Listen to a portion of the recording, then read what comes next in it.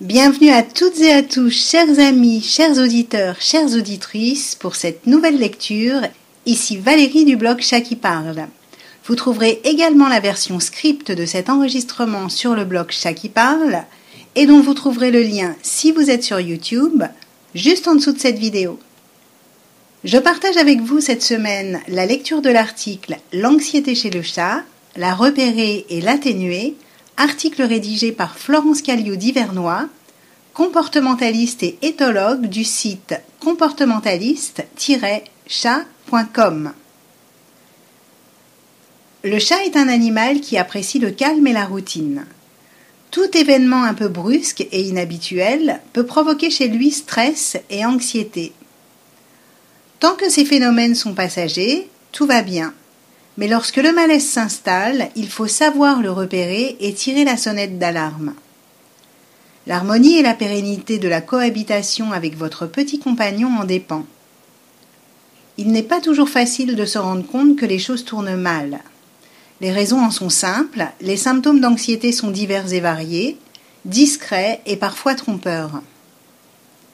Quand l'anxiété s'installe, une anxiété ponctuelle, liée à une situation précise, un déménagement, une consultation chez le vétérinaire, un voyage, une fête un peu trop bruyante, une punition brutale ou effrayante, peut déclencher des symptômes associés tels que salivation, tremblement, immobilité complète, trompeur, ronronnement, encore plus trompeur, diarrhée, etc. Votre chat peut même s'oublier sur place. Ne le punissez surtout pas, cela ne ferait qu'empirer son état. Lorsque le chat ne peut s'enfuir et que son anxiété est au maximum, il va sans doute miauler de toutes ses forces. Que peut-il faire d'autre ? C'est ce qui arrive par exemple lorsqu'on le fait voyager en caisse de transport.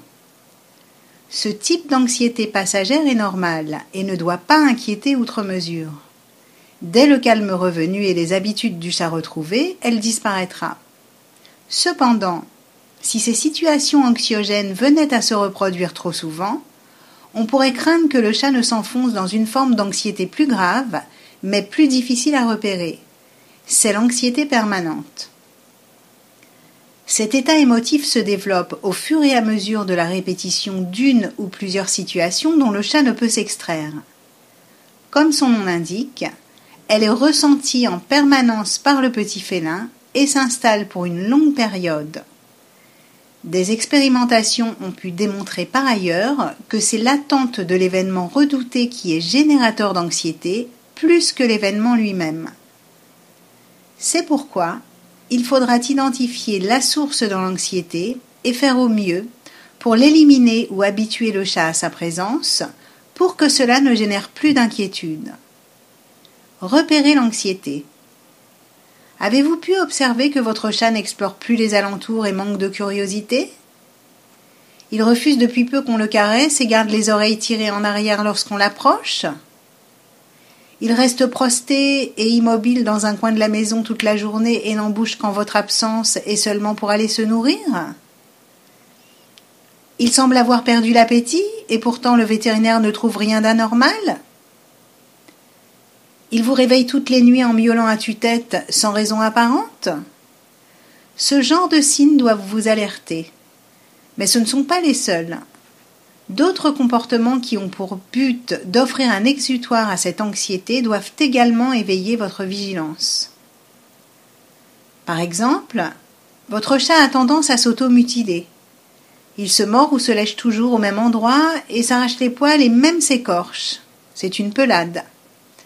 Ou bien, il s'enferme dans des comportements répétitifs. Se toiletter à l'excès, courir après sa queue, se faire les griffes constamment, manger plus de 20 fois par jour, téter et grignoter des morceaux de tissu ou des petits objets. On fait rarement le lien, mais l'anxiété peut également déclencher chez le chat de l'agressivité. Puisqu'il se trouve dans un état émotionnel de stress permanent, il est moins patient et plus nerveux. Voilà pourquoi il peut vous mordre ou vous griffer sans prévenir lorsque vous le caressez, ou même lorsque vous tentez simplement de l'approcher. Certains chats attaquent même leurs propriétaires sans prévenir, en les mordant très fort, alors qu'ils faisaient tout autre chose. Sont-ils devenus fous? Pas vraiment. En fait, ce comportement s'explique aisément. Tout ce stress accumulé a besoin de se décharger d'une manière ou d'une autre, c'est un peu comme un trop-plein qui déborde. Et c'est sur la première chose qui s'agitera devant lui que l'animal se défoulera, ses propriétaires en l'occurrence. Même nous, humains soumis à un stress constant et à une anxiété permanente, développons des comportements répétitifs ou violents. Se ronger les ongles, par exemple, ou simplement faire éclater une colère contre le premier venu. Ça vous rappelle quelque chose? Trouvez les causes du problème. Une fois le diagnostic établi, il faut maintenant en trouver là ou les causes. Tout d'abord, depuis quand semble-t-il anxieux? Cela peut être récent comme avoir toujours été. En effet, certains chats sont des anxieux de nature. C'est très souvent le cas des chats qui, lors de leur prime enfance, avant 7 semaines, n'ont pas été confrontés à suffisamment de stimuli et de situations différentes pour y être habitués. Résultat, toute leur vie, ces chats risquent de souffrir d'anxiété au moindre objet ou événement nouveau. Ensuite, cherchez tout ce qui est répétitif, fréquent ou quotidien dans la vie du chat et qui déclenche sa fuite ou son immobilisation. Par exemple, un nouveau compagnon, un chien ou un autre chat, avec lequel votre minou ne s'entend pas du tout et dont il a peur. Dans le même ordre d'idées, l'arrivée d'un bébé à la maison est une cause fréquente d'anxiété. Cris perçants, poils tirés, restrictions de territoire. Autre piste, avez-vous récemment changé vos habitudes de vie? Nouveau rythme de travail ou bien des travaux dans la maison qui s'éternisent? Un nouvel appareil, sono, télévision, machine à laver, qui l'effraie et qui l'empêche de dormir? Pensez aux vibrations. De la même manière, les punitions répétitives sont un terrain favorable à l'apparition d'une anxiété permanente. Avez-vous récemment fait l'acquisition d'un tapis ou d'un meuble que vous souhaitez protéger des griffes de votre petit animal? Si votre chat était habitué à se promener à l'extérieur et que depuis un déménagement il doit rester enfermé, cela peut générer chez lui de l'anxiété, moins de territoire, moins de chasse. Enfin, le départ ou le décès du propriétaire ou d'un autre compagnon à 4 pattes est une autre cause possible. Des solutions existent. Pas toujours facile de déceler l'origine d'une anxiété permanente chez son chat, et l'on ne sait pas forcément quelle solution adopter.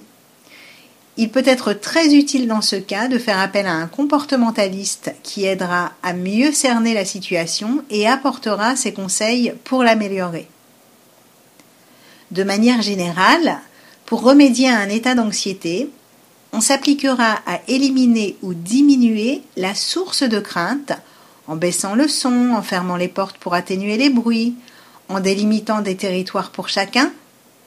Puis, on y sensibilisera de nouveau le chat de façon progressive en associant l'objet de ses craintes, le bébé, le chien, la sono, à des périodes de jeu et de caresses. Il est très recommandé d'offrir au chat une pièce de repli où aucun autre animal ou enfant ne peut entrer, afin qu'il puisse s'y réfugier et ainsi se détendre. Il est également envisageable de laisser son chat sortir un peu, sous votre surveillance, dans la cage de l'escalier ou dans la cour de l'immeuble, pour lui offrir d'autres perspectives. On croit souvent à tort que si le chat s'échappe, il ne reviendra pas. Pourtant, en encadrant convenablement et calmement ses sorties, et en le rappelant avec une petite friandise, il revient d'autant plus qu'il vous fait confiance. Enfin, une petite pause dans les punitions est souvent très salutaire, d'autant qu'il existe des alternatives. Un grattoir ou un morceau de moquette découpé, proche des endroits où Minet fait ses griffes, par exemple. Un « non » dit d'une voix ferme et sur le fait accompli doit suffire. Une seconde après, c'est trop tard. Taper un chat, le poursuivre ou lui mettre le nez sur sa bêtise n'est d'aucune utilité. Cela n'a jamais marché et contribue même à renforcer l'état anxieux, augmentant le risque qu'il fasse ses besoins hors de sa litière, perpétuant ainsi le cercle vicieux. Rappelons pour conclure que l'anxiété détériore grandement les défenses immunitaires de l'animal, le rendant plus fragile aux tumeurs, infections diverses, maladies cardiaques et digestives. Alors n'attendez pas pour réagir. Voilà, chers amis, chers auditeurs, j'espère que cette information vous est utile.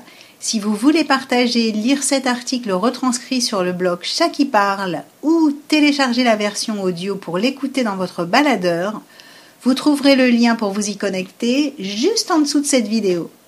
Merci à vous toutes et tous d'être venus écouter cette lecture.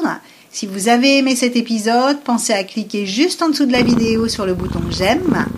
À la semaine prochaine pour une nouvelle chronique sur le blog Chat qui parle. À bientôt!